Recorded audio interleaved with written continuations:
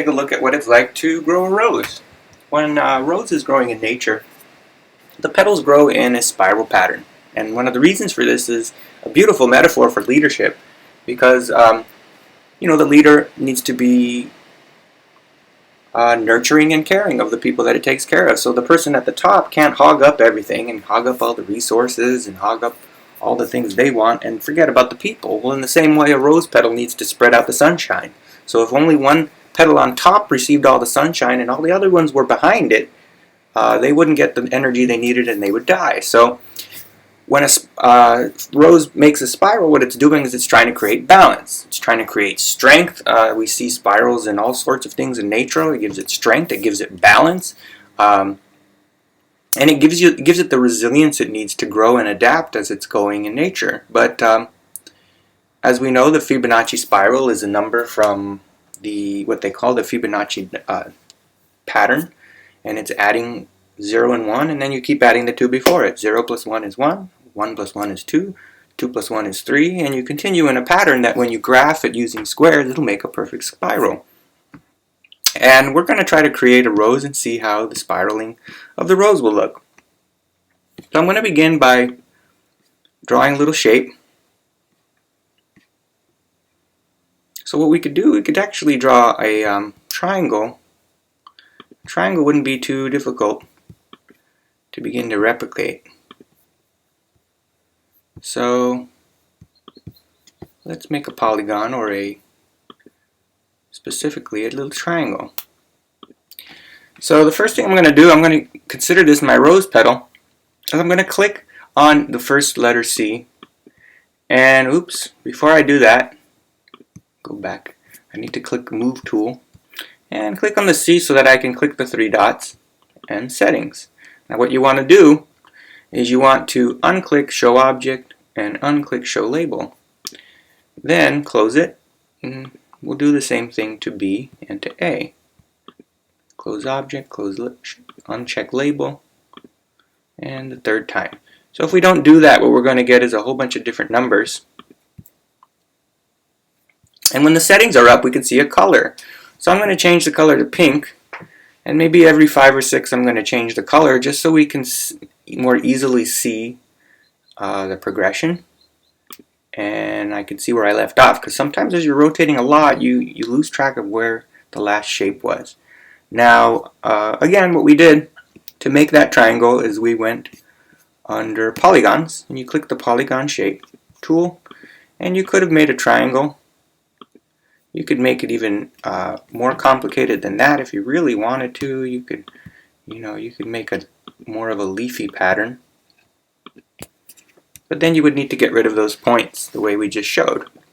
So I'm going to use the triangle, and if you want to make it the easiest you can, you could use a triangle too. So we're going to rotate that, and just like every flower, rose, and fruit, you start with the center. You need some center point and circle to rotate and begin to grow around. So I'm going to click the rotating button, and it's under Transform, and it's going to say Rotate around a point. Oops, let's change the color. Oops, go to Move. So you get the little arrow, and you can change the color. Let me change it. I thought I did, but it didn't stick. So that'll be my rose petal. I'm going to go back to rotating around a point. So I'm going to click the rose, and then we need a center point, the center of our flower. So I'm going to change the degrees to 137.5, as I mentioned, because that's the number of degrees that a rose's petals will actually grow in. Now if you wanted to, you could go clockwise to the right or counter to the left. I'm going to leave it counterclockwise because that's what it comes up as. I don't want to keep having to make an extra click to counter or to clockwise. But in nature or in math, things we use is counterclockwise. We use something called a unit circle in higher math, and we begin to use some of it, the concepts of it in geometry, but they would travel to the left. So in math and geometry and pre-cal and calculus, when you're using a unit circle, you're going counterclockwise. So my old math teacher, Miss Endo, shout out to her, said that if a math person had made the first clock, they would have made clockwise spinning the other way to the left, because that would be more natural to math. But anyway, there's my 137 degree rotation. I'm going to click the new one and click the center point again. So if we do this as an assignment, I'm going to recommend we do a different degree so it's easier to keep track of, because you're going to see eventually it gets a little messy as it begins to spiral. So I'm going to click the new one and then click again, and then I'll probably speed things up so you don't have to keep watching me do this. But you'll notice I'm going to click the shape, click the center. Every couple of maybe 5 or 6, what I'm going to do is change the color so that it's easier for us to see where we left off. So I'm going to undo that and redo it. So if you forgot which one was the last one, you could undo and redo it. Sometimes you'll see it. So I'm going to do that, and when I click on it, I'm going to change the colors.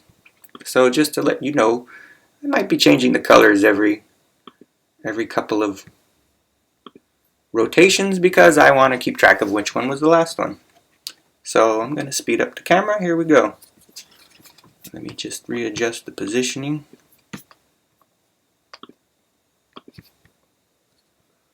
Whoops, and let me rechange that color.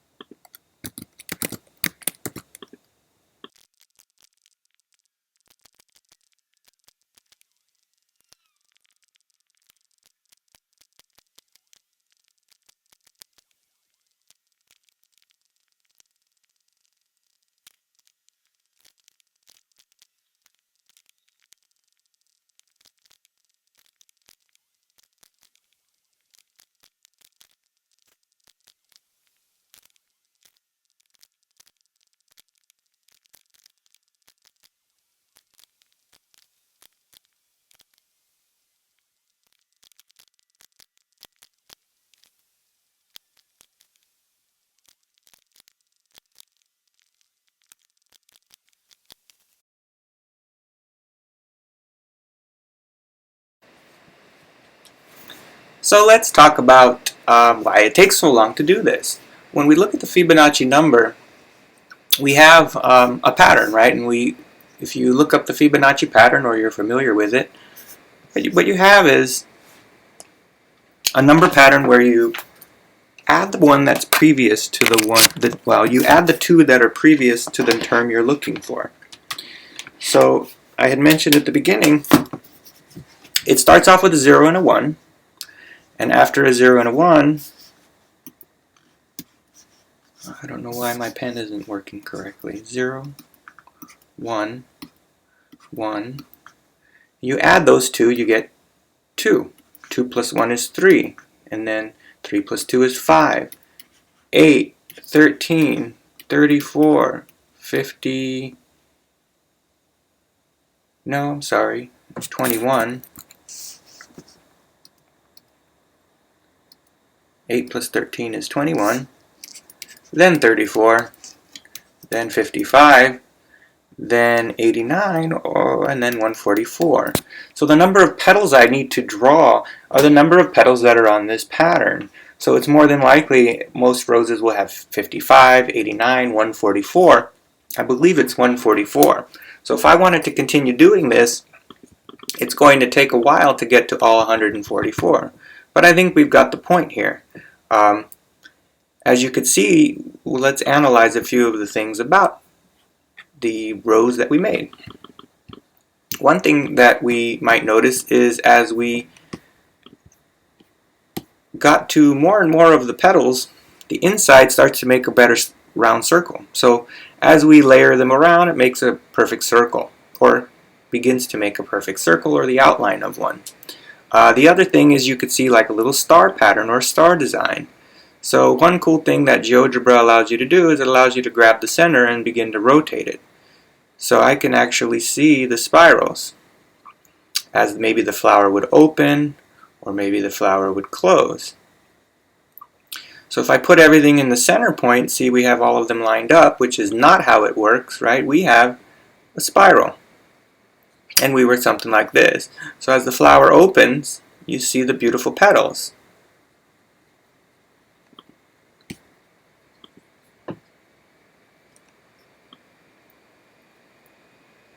So it's also a cool pattern and a cool design. It's amazing.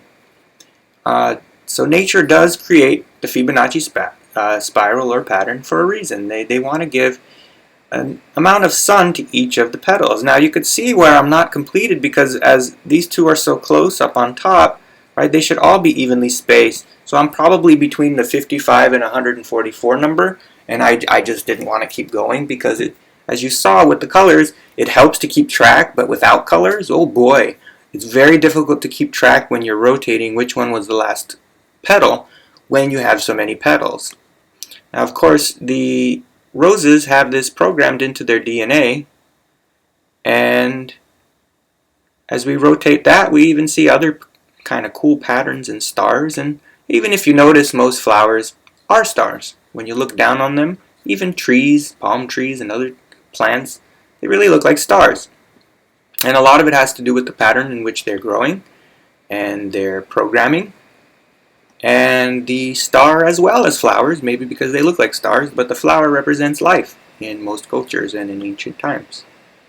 So here is our rose. Kind of cool that it has so many different colors. But that's the basic idea of how the rose petal begins to first form the spiral, and then it'll grow the petals out of the spiral.